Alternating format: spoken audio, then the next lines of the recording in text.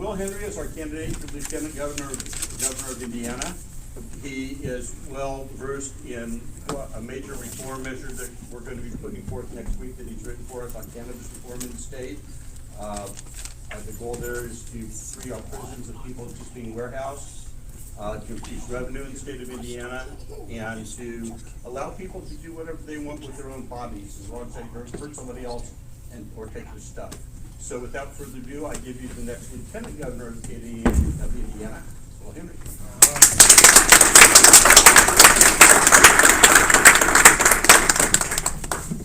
Thank you, everyone. Thank you all for being here. It's great to see this room filled up with so many folks from this area. I grew up about 6 or 7 miles east of here in a small little nub on the map called Cope, out in Green Township. And out there, you know, running around the woods, we lived in a small little salt box farmhouse out there. And growing up on the farm, raising chickens and rabbits and doing our own thing, running around in the woods all the time. I've got a lot of friends in Martinsville. I've got a lot of admiration for this town. It's really my first hometown, is how I feel about it, growing up here and having so many friends and family from this area. I am a U.S. Army veteran.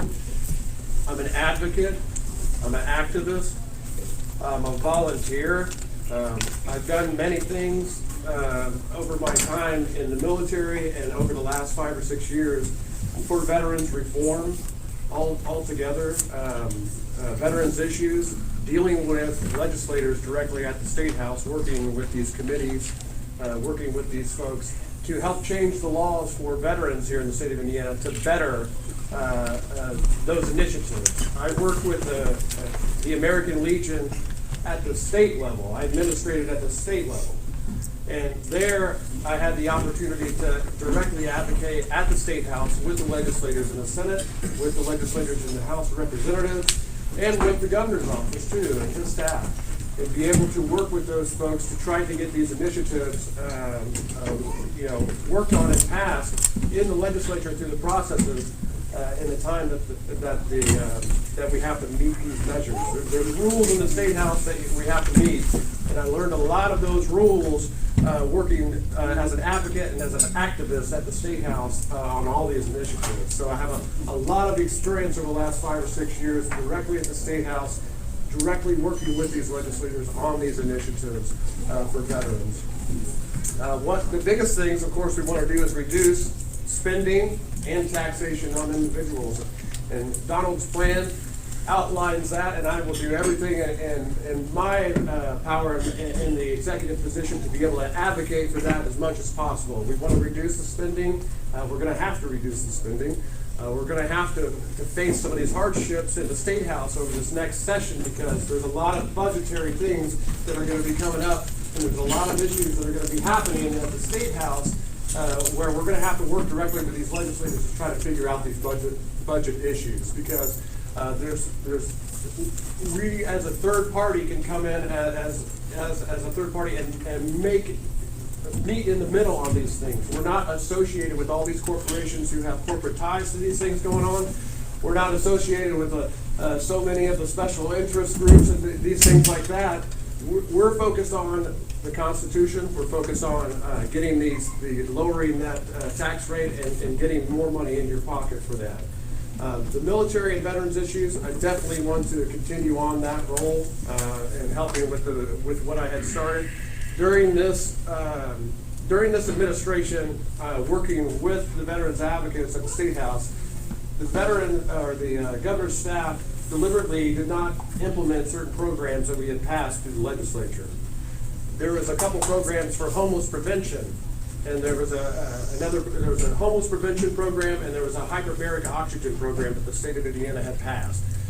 The governor's office and his staff did not implement those programs until 2 years after, when the Department of Veterans Affairs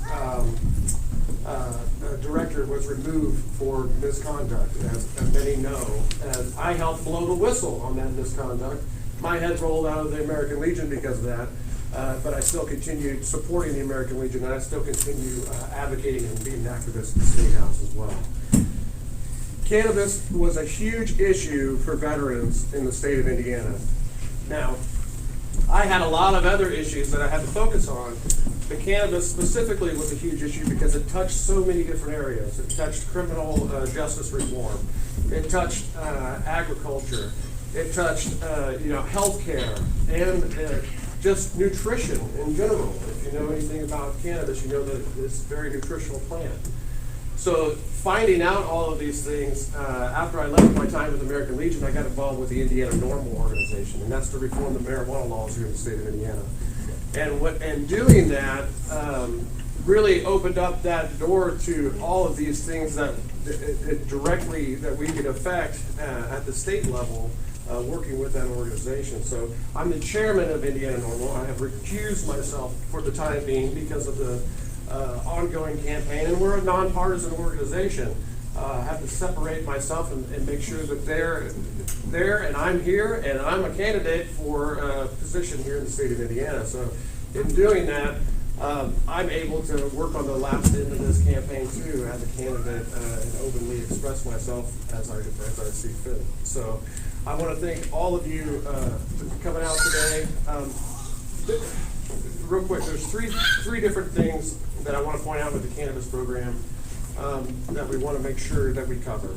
And that is recreational, and that is medicinal, and that is home grow and farming. And we want to make sure that all of those areas are clear. A lot of you folks heard the medicinal cannabis commercial out there, and they think, oh, it's only medicinal. Well, if you look at the whole plan and the whole idea, it covers a lot of those three different areas. So recreational, it covers medical, and it covers home grow.